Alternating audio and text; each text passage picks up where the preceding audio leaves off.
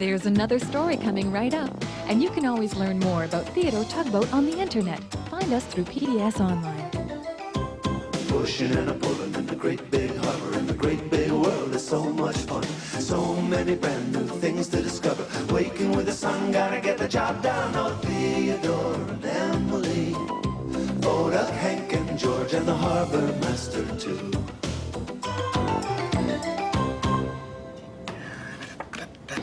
Hello. It's a very busy day here in the Big Harbor. I have all these postcards to stamp. Excuse me. Hello. Rodney, is that you? No, I'm not your Aunt Ruby, okay? Bye. That's my friend Rodney. He works down in the harbor. He's been trying to call his Aunt Ruby on the telephone, and he keeps calling me by mistake. I don't know. Excuse me. Hello? It's Rodney. Rodney, I am not your Aunt Ruby. No, you did come poop. Oh. He hung up the phone on me. Well, why do you think he did that? Maybe it's because I called him an nincompoop. I suppose that's not a very nice thing to call someone. Oh, I wonder if I hurt his feelings. Maybe I should ask Hank. Why Hank? Let me tell you about it.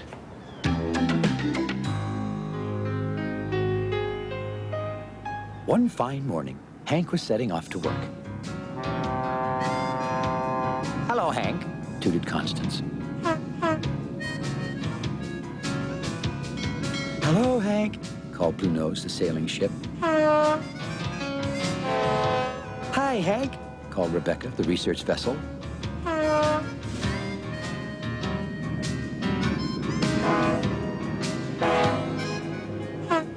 It seemed like everyone in the whole harbor wanted to say hello to Hank. This is the friendliest harbor in the whole world, Hank shouted out loud. Morning, Hank, called Benjamin. Hank felt so happy, he whistled a little tune to everyone. Now, Hank's job that day was to move Bayswater barge. Hello, Bumper Bum, shouted Bayswater. Well, Hank was so surprised that for a moment he thought Bayswater might have been talking to someone else. He didn't see anyone else. Hello, Bumper Bum, repeated Bayswater, even louder this time. There was no doubt about it. Bayswater was talking to him. It was funny, but that name hurt. It was like someone had bumped him hard. Bayswater just laughed. Funny name, huh? He said. Uh-huh, Hank said slowly. But he still wasn't really sure why Bayswater had called him that. He wasn't sure he liked it.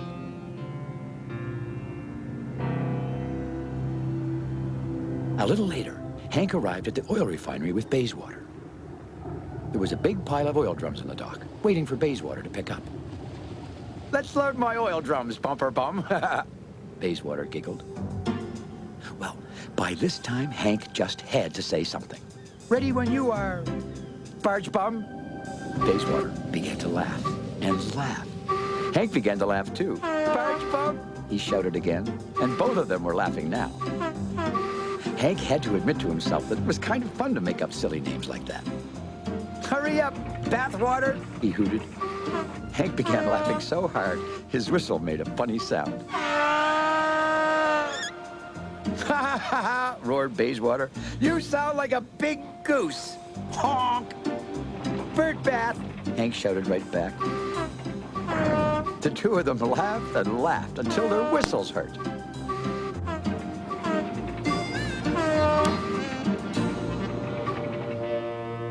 Well, at the end of the day, after they had finished working, Hank dropped Bayswater off at his dock and began to float home. Then he stopped and turned back to Bayswater again. See you later, Barge Bum, he shouted. Hank! Hank was surprised to see Pearl, the pilot boat.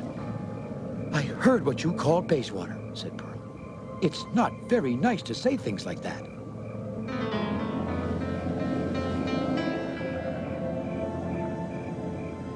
Pilot pooper, Hank said under his breath. Then he grinned a little grin. Somehow, having Pearl tell him it wasn't nice made saying things like that seem even funnier.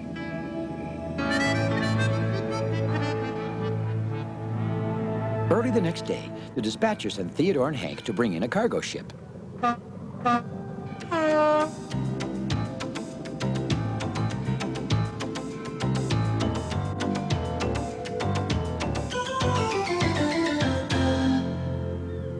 Hank could see the cargo ship, whose name was Inverness, waiting for them near the harbor entrance. Now, Inverness had a very pointy bow.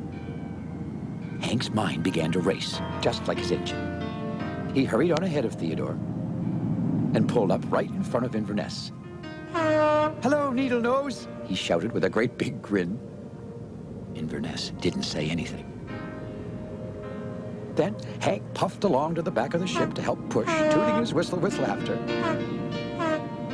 "What a funny name I thought of," he smiled to himself. But when Theodore arrived at the ship, something very peculiar happened. Inverness began to lower his anchor, as if he meant to stay right there. "What are you doing?" asked Theodore. Inverness just floated there, silent and still. "Well, don't you want to come into the harbor?" Theodore went on. "No, I don't," Inverness replied in a very cross-sounding voice. "Well, why not?" Theodore asked. As if to answer him, Inverness began to turn away from Hank.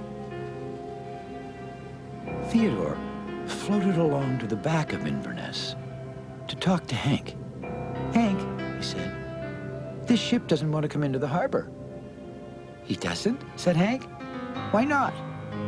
"I have no idea," Theodore said.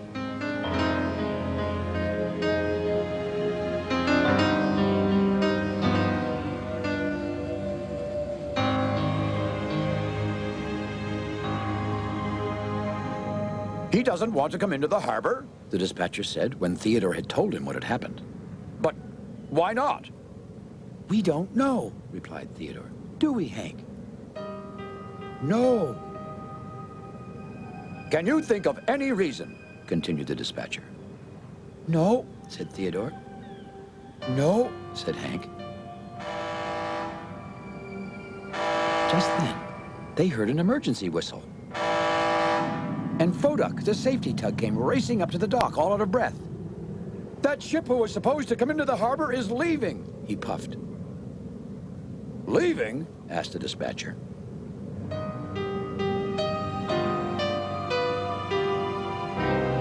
Sure enough, Inverness was on his way out of the harbor. "Well, why wouldn't he want to come into our harbor?" the dispatcher thought out loud. "This is the friendliest harbor anywhere."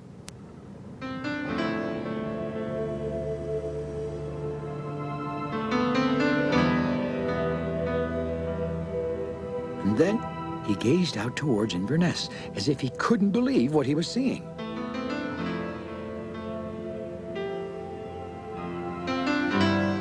"Theodore," he said.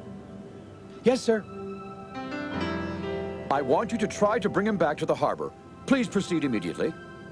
Theodore didn't waste a beat of his engine. He set off right away after Inverness, with Hank following along.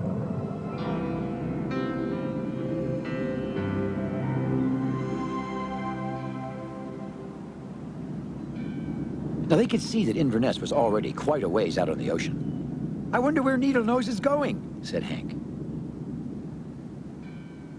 "What did you call him?" Theodore said, turning to Hank. "I said, where's he going?" repeated Hank. "You called him Needle Nose," said Theodore. "I did?" said Hank. Hank had said it without even thinking. "I made it up myself. It's funny." "Well," frowned Theodore, "you'd better not call Inverness that, or we'll never get him to come back into our harbor." "Well, why not, Theodore?" Hank wanted to know. "Because," answered Theodore, "it's not nice." Just then, Hank had a horrible feeling. "Theodore," he called softly. "What is it, Hank? I really have to go." I I think I did. I think I did call him that. You what? Said Theodore, glaring at Hank. Hank, oh, sometimes you're such a bumperhead. Theodore was so cross with Hank, he just blurted out the first thing he could think of to say. And that name hurt Hank like someone had bumped him hard. And the next thing Hank knew, a big, wet tear appeared in the corner of his eye. Theodore, you hurt my feelings, he said. Oh, I didn't mean to, Hank, Theodore said softly. Oh, I'm sorry. Hank turned towards Inverness. Suddenly, he knew why the ship was leaving the harbor. I think, he said slowly, I think I hurt Inverness's feelings. Well, right now I have to try and stop him, said Theodore, and he raced off after Inverness without another word. Hank knew he wasn't allowed to leave the harbor like Theodore. All he could do was wait. Wait and hope Theodore could get Inverness to come back. Hank watched as Theodore talked to Inverness out on the ocean. Slowly, Theodore began to turn back to the harbor. Hank held his breath. A moment later, Inverness started to turn towards the harbor too. When Hank saw that, he floated right out to meet him.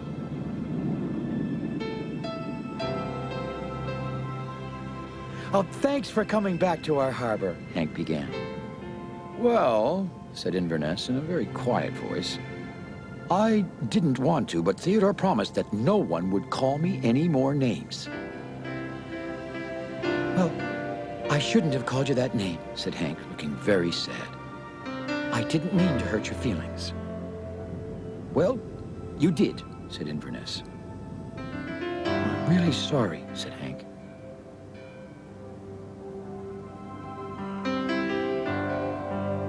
Inverness was quiet for a moment. Then he said, my name is Inverness. And I'm Hank, smiled Hank. And I think if you give it a chance, you'll see that this harbor is the friendliest harbor in the whole world. It really is, said Theodore.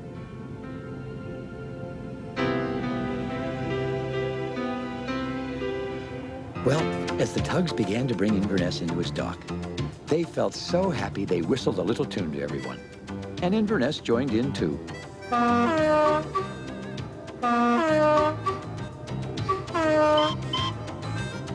Because, after all, as everyone knows, the big harbor is the friendliest harbor in the whole world.